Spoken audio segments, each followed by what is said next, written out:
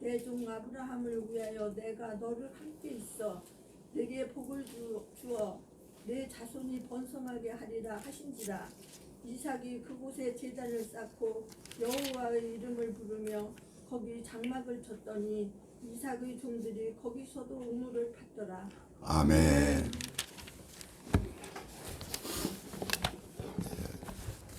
아브라함과 이삭과 야곱을 보통 족장들이라고 합니다. 아브라함은 여보세요? 믿음의 조상이고 아들이 이삭이고 손자가 야곱입니다. 아브라함과 야곱의 이야기는 성경의 분량이 굉장히 많아요. 근데 이삭은 얼마 되지 않습니다. 아브라함이 이삭을 번제로 바친 사건하고 그다음에 이제 이삭이 장가든 얘기, 그다음 오늘은 이제 우물 얘기, 이게 이제 거의 다인데요. 이삭은 번제 사건에서 볼 수 있듯이 되게 순종적인 사람이었습니다. 그러니까 아브라함 아버지가 아들을 번제로 바치는 게 얼마나 괴로운지를 그 현장에 가서 이제 알게 돼요. 그리고 아버지 마음을 헤아리고 그대로 순종을 합니다. 그러니까 아주 마음이 뭐랄까요, 이해심이 넓은 푸근한 그 소년 때부터 그러한 사람이었는데요. 아브라함이 죽어서 장사 지낼 때에도 이삭은 숨겨진 본문 같지만 굉장히 중요한 그 기록이 남아 있습니다. 아브라함이 이제 175세 때 사망하고 장례 지낼 때 그의 아들들인 이삭과 이스마엘이 그를 마므레 앞 해쪽 속 소알의 아들 에브론의 밭에 있는 막벨라군에 장사였다, 이렇게 되어 있습니다. 그러니까 우리 교회는 흔히 이제 이슬람이 이스마엘의 후예여가지고 사이가 무지 나쁜 걸로 이렇게 되어 있고, 아브라함이 하갈과 아들 이스마엘을 쫓아낸 것만 자꾸 생각을 하지만 이삭은 이스마엘을 그렇게 대하지 않았습니다. 하나님도 아브라함에게 이스마엘도 너의 자손이다라고 분명히 말씀하셨어요. 그리고 여기 보면은 이삭이 나이가 이스마엘이 좀 더 많죠. 한 10살 가까이 더 많은 것 같은데 같이 아버지의 장례에 초대해가지고 같이 장사를 치르게 됩니다. 그러니까 되게 너그러운 사람이죠. 사는 것도 다르고 이렇게 됐지만은 멀리 있는 이스마엘을 초대해가지고 그렇게 장례를 치러요. 자, 이런 것들이 이제 교회가 가끔씩 지나쳐버리는 본문들인데, 이 창세기를 기록한 사람은 전혀 그렇게 배타적이거나 이렇게 사람이 좀 갈등이 있다 해서 내치거나 이런 사람들이 아니었습니다. 자, 그런데 이 이삭이 그 다음에 블레셋 사람들과의 관계에서도 똑같은 이제 너그러움으로 대하면서 평화를 이룩하는 이야기가 오늘 본문입니다. 그 26장을 보면 창세기에 아브라함 때에도 흉년이 있어요. 그래서 이렇게 그러다 보면 우물을 가지고 다툼이 많이 일어나겠죠. 그래서 당시에도 아브라함이 이제 우물을 팠는데 그 땅에 살고 있는 아비멜렉, 이 사람이 좀 이삭하고도 지금 다시 조우하는 사람인데, 그 아브라함이 아주 부를 많이 이루어요. 그러니까 하나님이 너희와 함께 하시는구나, 이렇게 해서 아브라함과 계약을 맺습니다. 근데 그 이전에 이제 아비멜렉, 즉 블레셋 사람들이 아브라함이 그렇게 이제 잘 되니까 시기를 해가지고 우물을 막 파괴하고 그래요.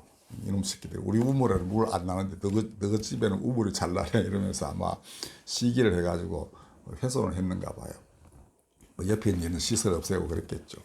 그 아브라함이 그걸 가지고 그 자기가 못 묻혀 사는 그 땅의 왕에게 책망을 해요. 당신이 이래 가지고 되겠냐고. 그러니까 하나님의 사람이 이렇게 강하고 담대합니다.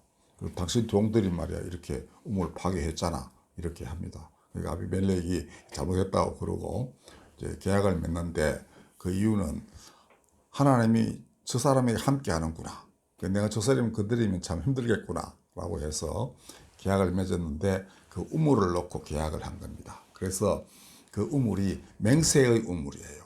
그걸 히브리 말로 브엘세바라고 하는 겁니다. 그래서 오늘 여기 이삭이 브엘세바로 올라갔다라고 되어 있죠. 바로 거기가 그 장소입니다. 그러니까 아브라함의 우물이 있던 곳, 거기에 올라가서 이제 제단을 쌓고 장막을 치고 살았다. 그리고 거기 또 우물을 팠다. 이런 겁니다. 자, 그러니까 이게 브엘세바라는 말 많이 들어봤죠. 그러니까 야곱도 뭐 여기서 출발하고 뭐 하여튼 이 성경에 많이 나오는 지명인데요. 이게 맹세를 했는데 누구가 맹세했느냐 하면은 하나님의 그 뜻을 받던 아브라함 일가와 그다음에 그가 몸 붙여 사는 지역 사람들하고 평화조약을 맺은 겁니다. 쉽게 말하면. 이제 이 우물을 우리가 건드리지 않는다. 그러니까 내가 너희를 해치지 않겠다. 이게 이제 그 지역 사람들이 아브라함에게 맹세한 거였습니다. 하나님의 사람이 갖고 있는 일종의 그 성스러움, 거룩함, 하나님의 손길 이런 것을 보고서 지역 사람들이 그렇게 대하는 거예요. 우리가 다시는 당신의 우물을 훼손하지도 않고 해치지도 않겠다. 이렇게 했습니다. 근데 이 아브라함 때 흉년이 들어가지고 있던 곳을 떠나야 됐겠죠. 그래서 그랄이라는 곳으로 갔는데 거기가 이제 아브라함과 그 계약을 맺었던 아비멜렉이 다스리는 땅이었습니다. 자, 다른 얘기는 빼고 오늘 우물 얘기만 하자면은 거기서 흉년이 들어가지고 피해 갔는데 거기서 굉장히 많은 소득을 얻어요. 그렇게 말하는 여기 기록에 따르면은 이삭이 그 땅에서 농사를 하여 그 해에 100배나 얻었다. 이게 이제 여호와께서 복을 주셨기 때문이다라고. 그리고 그 사람이 창대하고 왕성하여 마침내 거부가 되었다라고 되어 있습니다. 양과 소가 때를 이루고 종이 심이 많았다. 그래서 블레셋 사람들이 시기를 해가지고 이삭이 근거지로 삼고 있는 아버지 아브라함 때 판 우물, 그거를 사람 모독에 맞고 흙으로 메워버렸어요. 그리고 아비멜렉이 말하기를 내가 우리보다 크게 강성하였으니 우리를 떠나거라 이렇게 해요. 해치지는 못하고 떠나라고 그럽니다. 아브라함하고 계약 맺은 게 있으니까. 그래서 골짜기에 가서 그랄 골짜기에 장막을 치고 거기에 이제 거류하면서 옛날 아브라함이 팠던 우물들이 아마 여러 개가 있었던가 봐요. 거기서 우물들을 다시 팠다. 이렇게 되는데 여러 개의 우물들을 아마 이 블레셋 사람들이 다 흙으로 메웠는데 거기 남아있는 우물을 다시 파고 또 거기 살았더니 그게 이제 우물 이름이 세바이고 브엘세바 그렇게 해서 아마 이름을 그렇게 불렀던가 봐요. 아브라함의 우물입니다. 근데 또 이 친구들이 또 이제 와서 시비를 걸어요. 그래가지고 할 수 없이 또 딴 곳으로 옮겨서 또 우물을 파고 그랬는데 그동안에 이삭은 다투지를 않았습니다.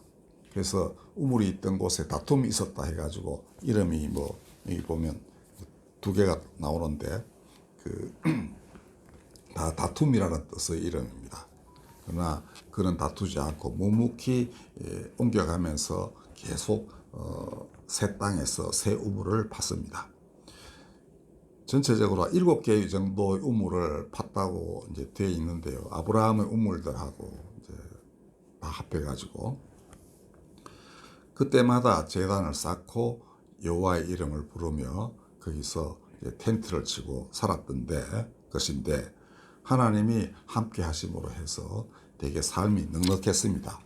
이렇게 마지막으로 쫓겨가서 이제 다시는 사람들이 우리가 뭐 저까지 가가지고 어떻게 해방 올 수는 없겠네라는 지역에 갔는데 거기서도 그 표현이 이렇게 되어 있습니다. 그 이름을 르호봇이라 했는데 장소가 되게 넓다라는 뜻입니다. 거기서 여호와께서 우리를 위하여 넓게 하셨으니 이 땅에서 우리가 벗어나리로다 이렇게 언제나 낙관적인 사람이었습니다. 이삭은 쫓겨나고 했지만은 이제 마지막으로 쫓겨나니까 넓은 땅이 나타났어요. 근데 여기서는 농사도 잘 되고 가축도 잘 기르겠구나. 그리고 우물 파면 되겠다. 이제 잘 살게 되겠다 해서 이렇게 표현을 합니다. 우리가 이 땅에서 번성하리로다. 그러니까 이삭은 정말 하나님을 믿었습니다. 그가 소년 시절에 경험한 게 그 여호와의 일에 하나님이 예비하셨다. 그러니까 이게 평생 그를 따라다닌 중요한 믿음이었습니다. 그와 나와 함께 하시니, 그가 예비하시니 어디 가나 살 땅도 예비되어 있을 것이다. 그 다음에 우물 파면 물이 나올 것이다. 그리고 그 우물이 한없이 많은 생수를 내기 때문에 가축도 가족도 뭐 다 먹고 마시고 그다음 농사도 잘 될 것이다. 이런 아주 그 좀 태연자하면서도 담대하고 또 마음이 넉넉하고 다투지도 않고 그런데도 많은 것들을 하나님이 복을 주시는 그런 아주 특이한 사람이에요. 이제 마지막에 여기서 이제 살게 됐을 때 아비멜렉이 다시 나타납니다. 여러 다른 이제 이웃 군대하고 군대 장관 뭐 이름에 와가지고 말하기를 여호와께서 너와 함께 계심을 우리가 분명히 보았다.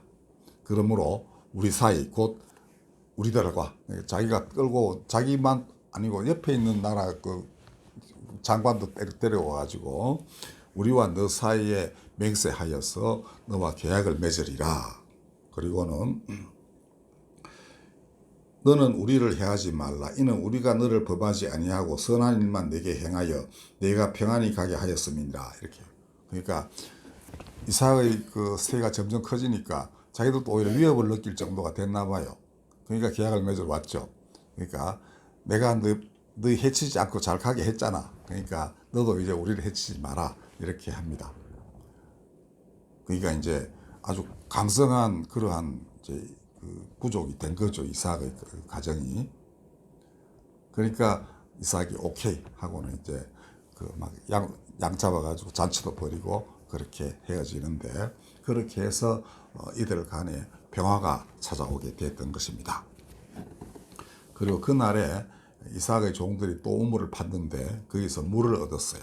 그래가지고 그것 또한 이제 맹세의 우물이죠. 그래서 옛날 아브라함이 그 맹세의 우물을 통해서 아비멜렉과 계약을 맺었듯이 그 지역이 브엘세바라고 전해져 왔는데 이때 다시 한번 브엘세바임이 확인이 됐습니다.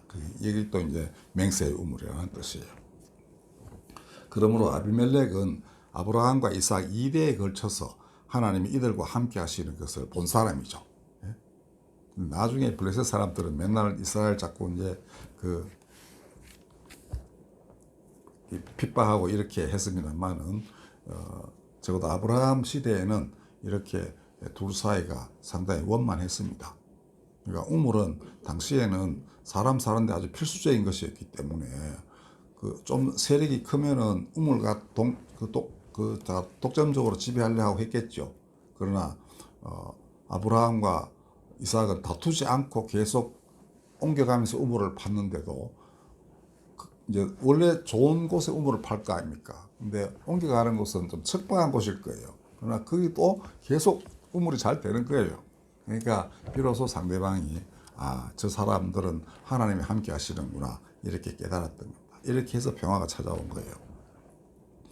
그러므로 우리 삶을 돌아보면 이삭처럼 묵묵히 힘들어도 삶에 충실하면은 소득도 얻을 뿐 아니라 더 소중한 게 뭐냐 하면 하나님의 평화를 얻게 되는 것입니다.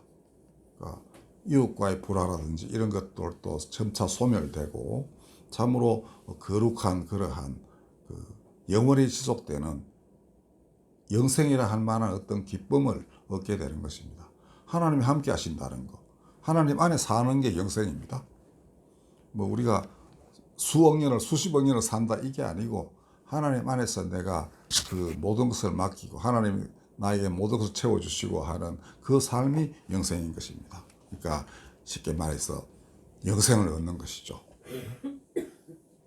그러니까 그 길은 이삭처럼 하면 되는 겁니다. 묵묵히 다투지도 않고 자기 할 일 열심히 하면서 옮겨갈 때가 없는 것 같아도 하나님이 길을 열어주시면 생겨나는 거예요. 여기 맨 마지막 아주 넓은 곳으로 하나님이 인도를 하셨습니다. 우리 대한민국도 저는 그렇게 돼야 한다고 생각합니다. 그런데 이 사람들 마음이 지금 강팍해져 가지고 싸우는 것만 좋아하고 그다음에 막 엉뚱한 신들만 섬기고 이런 게 지금 문제입니다. 이거 각성하고 반성하고 회개해야 돼 마땅합니다. 우크라이나를 봐도 그렇죠. 러시아 정교의 본사는 지금 러시아인데 이 친구들이 지금 주교에서부터 대주교에서부터 뭐 그 밑에 있는 뭐 다들 권세가들은 그 교회가 가지고 이렇게 뭘 교회도 많이 주고 교회에서 보장도 받고 이런 이제 짓거리를 합니다. 그러니까 대주교도 러시아 영광을 위하여 당신 잘한다 뭐 이렇게 해주고 이래 가지고는 안 되는 거죠. 이삭처럼 묵묵히 사는 사람들을 함부로 대하면 안 되는 겁니다. 아비멜렉은 되게 지혜로웠어요. 이렇게 보고 저기 잘 되네. 그러면 내가 저 사람들하고 평화조약을 맺어야 되겠다. 그렇게 해서 서로 협력하며 살아야 되겠다. 이렇게 해야 되는 겁니다. 우크라이나에 뭐 지하 자원이 엄청나게 많대요. 그러니까 그 우물을 다 지하에 가져가려고 푸틴은 생각했고 러시아 백성들에게도 이거 우리 가져오면 엄청난 부를 가져온다 이렇게 설득했겠죠. 그러니까 러시아 강경파들이 그래 저거 잡아먹자 이렇게 됐을 겁니다. 그러나 그러면은 그거는 하나님 뜻에 어그러지는 것이죠. 하나님은 어떤 곳에는 이걸 많이 주시고 어떤 곳에는 저걸 많이 주시고 어떤 곳에는 아무것도 없이 그렇게 하지만 좋은 사람을 만드시기도 하고 그래요. 그러면은 그게 다 협력하여 선을 이루고 모자라는 곳은 봉사하는 사람이 나누어 주고 이 감사절이 그런 겁니다. 원래 모든 절기에서 하나님이 말씀하시기를 너희는 고아와 과부와 나그네를 돌보라 했습니다. 그리고 제사장, 레위인들은 땅이 없었어요. 여러 지파, 12지파 사이에 나누어 11지파에 나누어 가지고 가서 그 사람들이 내는 11조로 이제 먹고 살면서 행정 업무도 담당하고 재판도 하고 또 제사도 지내고 그렇게 했어요. 그러니까 상부상조하면서 서로 윈윈 다 같이 이기는 그러한 길을 찾은 것에 찾도록 한 것이 하나님이 이스라엘을 다스리신 원칙이었습니다. 그리고 율법의 목적은 너희 가운데 가난한 사람이 없게 하는 것이다. 신명기에 분명히 그렇게 표현하고 있습니다. 그러니까 감사절에는 우리가 평상시에는 못하지만 이제 그런 마음으로 다시 한번 되새기는 그런 절기가 돼야 마땅한 거예요. 그거는 개인의 삶뿐 아니라 국가의 삶도 마찬가지입니다. 지금 저렇게 나무 땅 차지하려는 거 이거 하나님 뜻에 분명히 어그러지기 때문에 결단코 그 땅을 차지하지 못할 겁니다. 중국도 마찬가지입니다. 저렇게 해서 대만 침공하고 뭐 북한 무기 줘가지고 나만 때리라 그러고 결코 성공할 수 없다는 것을 하나님 분명히 보여주실 것입니다.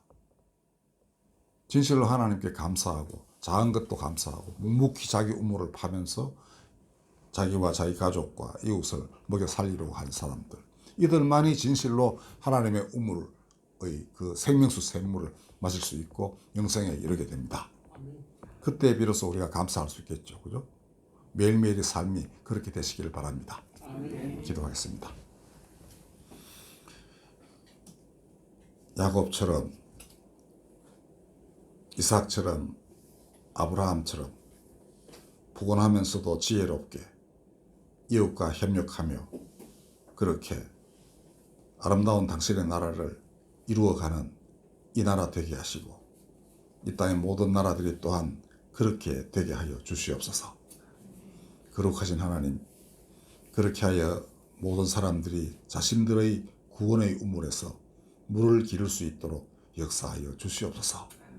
사람 모양 다 다르고 나라 모양 다 다르니 그곳마다 하나님 가장 합당한 우물을 파괴하사 모든 사람들이 당신을 찬양하게 하여 주시옵소서.